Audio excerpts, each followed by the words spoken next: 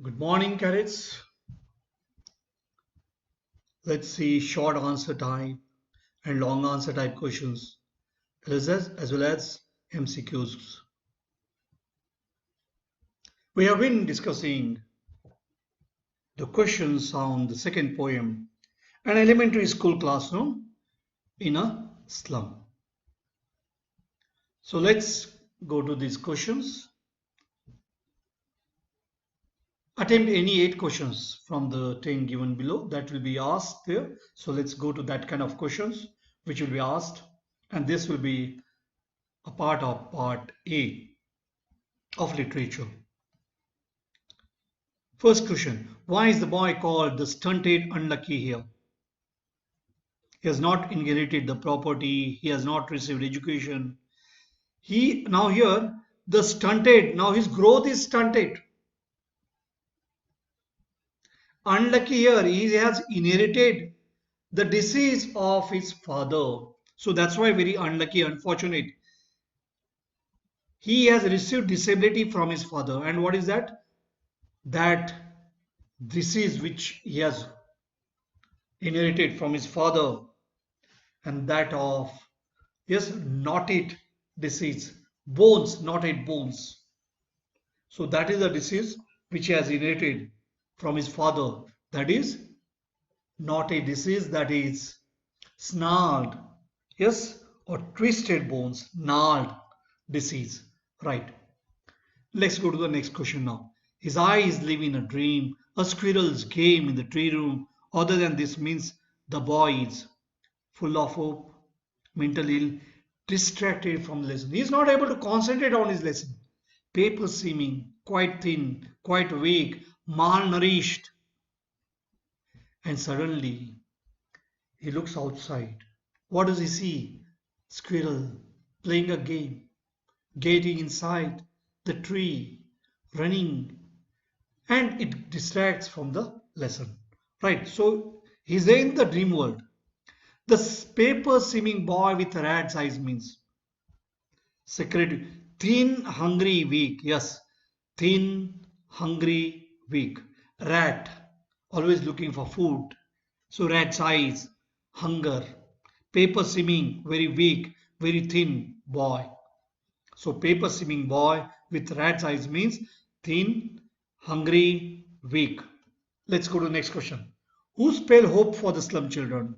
School, Shakespeare, governor, inspector, none. None. Because he talks about all that.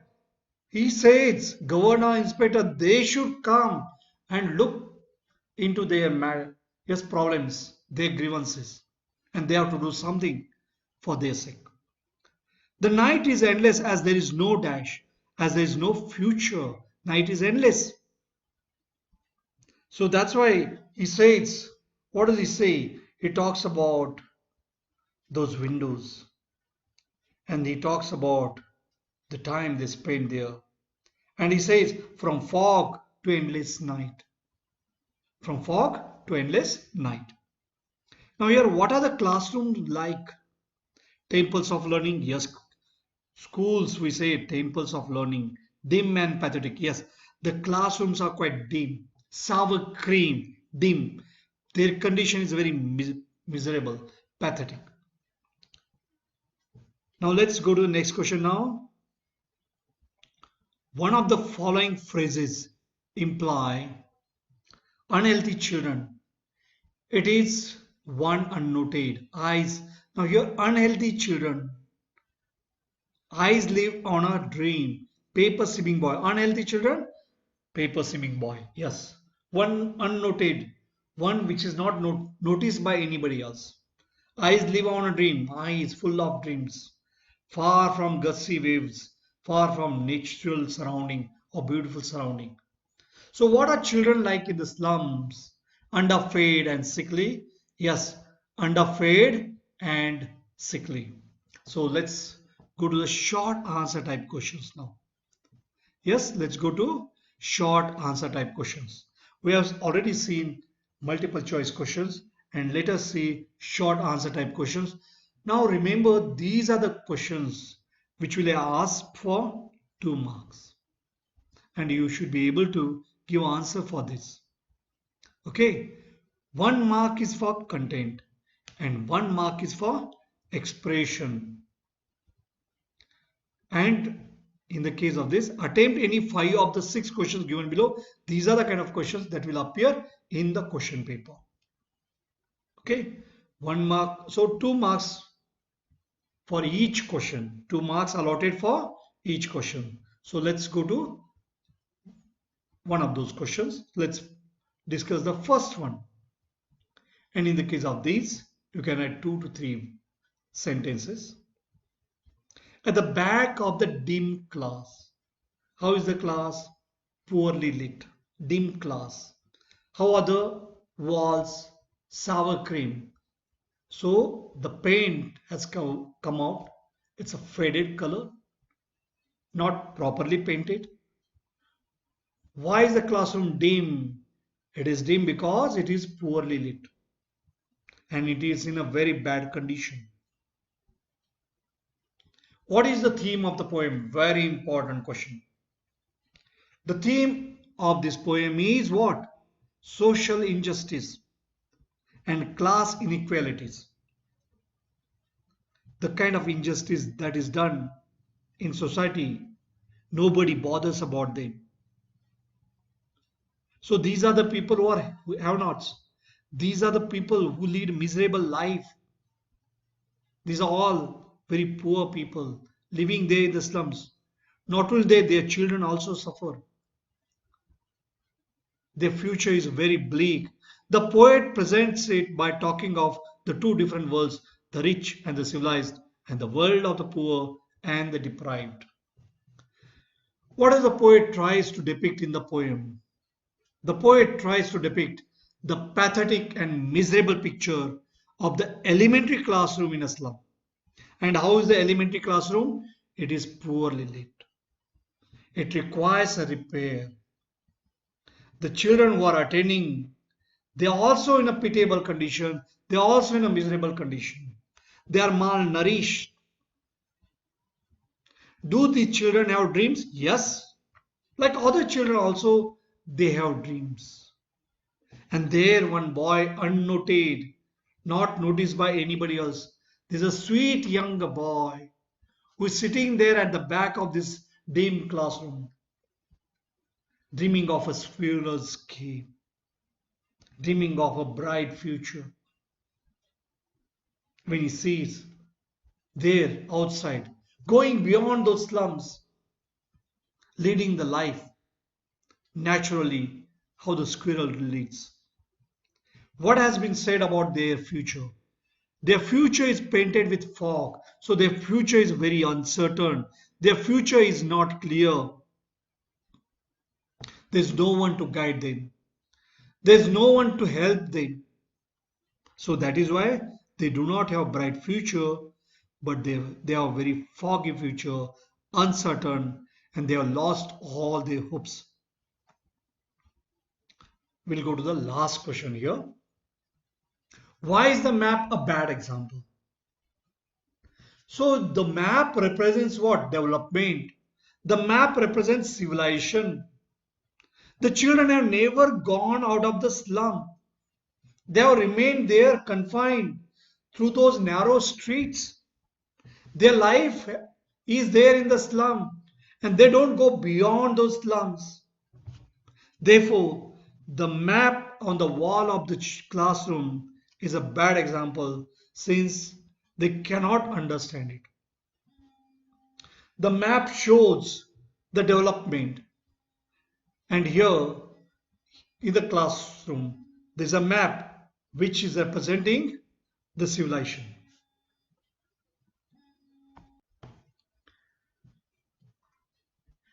Now let us discuss long answer type questions, and these questions are for 5 marks. And remember, these questions can be on poetry section too. So one long answer type question will be asked either from prose or poetry. And here, in the case of this question, you have to answer it in 120 to 150 words to assess global comprehension, extrapolation beyond the text questions to provide evaluative and analytical responses using incidents, events, themes as reference points. That is the reason why you have to study these poems in detail. There'll be option, there'll be internal choice, but it can be from poetry or prose. If it's from prose, absolutely no problem. You can write long answers. But if it's from poetry, remember, you have to write in 120 to 150 words. For that sake, you have to be thorough as far as these poems are concerned. And this is a very, very difficult poem. It's not quite easy. And that is why you have to go deep into this poem, understand this poem well. This poem is dealing with what? Social injustice, slum children who are all having very uncertain future. Okay, marks distribution. Content that will carry 2.5 marks. Expression, so their grammatical accuracy, how well you write, your presentation of the answers, how well you express, that will carry 2.5 marks. So totally it will be for 5 marks. That's why, my dear cadets, study well all these poems, give importance as far as poems are concerned. Question can come on any poem. Okay, let's go to this poem now. First question, let's take up the first question. What is the first question? What is, and remember, these are all questions for 5 marks. What is the message that Stephen Spender wants to give through the poem An Elementary School Classroom in a Slum? And when you are writing the answer for these questions, you can write whatever that is given there in this poem. At first, when you start with the message that Stephen Spender wants to give. And then you can go on giving the explanation related to that. So you need not think that only that you have to write the message only in 2 lines or 3 lines. No. You have to write at least 15 to 20 lines because the question carries how many marks? 5 marks. And therefore, you have to write in detail. But few points, let us discuss few points will not, and here the answer which is given here is short.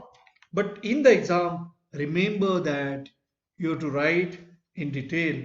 You have to write very long answer, not short answer. Okay, so let's go to the question. What is it? What is the message that Stephen Spender wants to give through this poem, An Elementary School Classroom in a Slum? So first thing, be clear that what is it? It is about the message. It is about the message. Now here, in an elementary school classroom in a slum, the poet Stephen Spender deals with the themes of social injustice and class inequalities. So you can go on telling about what is he talking about. There are two different worlds. The world of so-called civilized men, which has nothing to do with the children who are living in slums. So there's a world where there's a lot of development that are taken place. But here the children who are living in slums, they have very bleak future. They are leading very miserable life. They are quite thin, weak, and malnourished. Now here is when he is talking about nor have the art, culture, and literature any relevance to them. So the literature of Shakespeare, it is not relevant to them at all. They live in dark, narrow, cramped holes and lanes, so narrow streets. Unless the wide gap between the two worlds is abridged, there can't be any real progress or development anywhere in this world. So if we want the real progress, how it is to be done? It has to be done only by abridging the gap between haves and have-nots. The barriers that bind them will have to be made mentally and physically free to lead happy lives.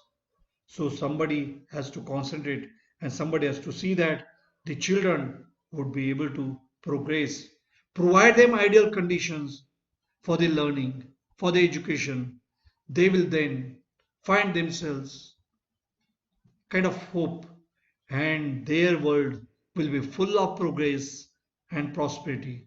Then there will be no social injustice and class inequality.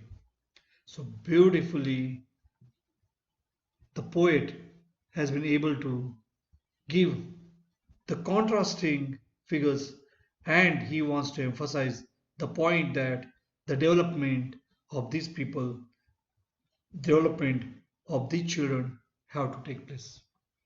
Let's go to the next question. Question number 2.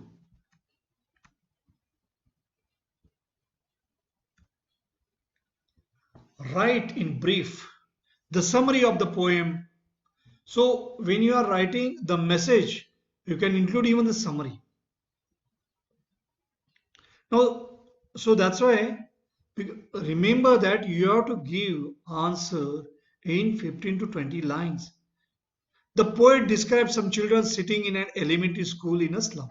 So what is the poet describing? It describes being about children who are there in the elementary school. And where is that school? It's in slum. The children sitting here present a very miserable view. Their hair are like weeds and scattered down their pale face. A tall girl is sitting with her head bent, burdened with work. There's a small and thin looking boy, paper seeming boy, malnourished. His eyes are like that of a rat's eyes, very hungry child. So stomach not filled properly. Then there's another boy who has disease of twisted bones, swollen and twisted, and he has inherited that from his parents. He has got his disease from his father. The poet notices a young, and there is a one boy, young and sweet boy, sitting at the back of the class. And what? He has a dreams. So he is perhaps dreaming about the squirrel's game in a tree room. Probably he is looking for some bright future. Expecting that bright future, the poet says that the walls of the classroom are cream colored. They smell like sour cream. There's a bust of Shakespeare, or there's a painting of Shakespeare there in the classroom. There are pictures of big church and the Tyrolese Valley having bell-shaped flowers. So high-rising buildings. So pictures of there hanging there. There's an open-handed map which shows all the places of the world. But ironically, for the children living in the slum, their world is not that map. It doesn't show the development. There's no development, but it doesn't. The map doesn't show the slums, but only the scene that can be seen outside the window of the classroom. He said that Shakespeare is wicked because Shakespeare is a bad example. Shakespeare tells us about the beauty of the language, the progress of the world. The big map with all its places, ships, and so on tames the children to steal. The children have to spend their lives in small homes. Their lives are nothing but an endless night. The children have grown so weak that their bones could be seen from the skin. Many of these wear spectacles which are broken. So these spectacles have mended glasses.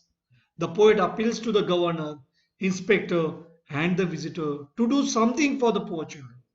So somebody has to see that they also develop, they also progress. The children should be shown green fields, prosperity. They should be allowed to live a free and carefree life without any worry. They can concentrate well on their studies. The poet says only those people who are provided opportunities, who are provided facilities, they are the ones who can create history.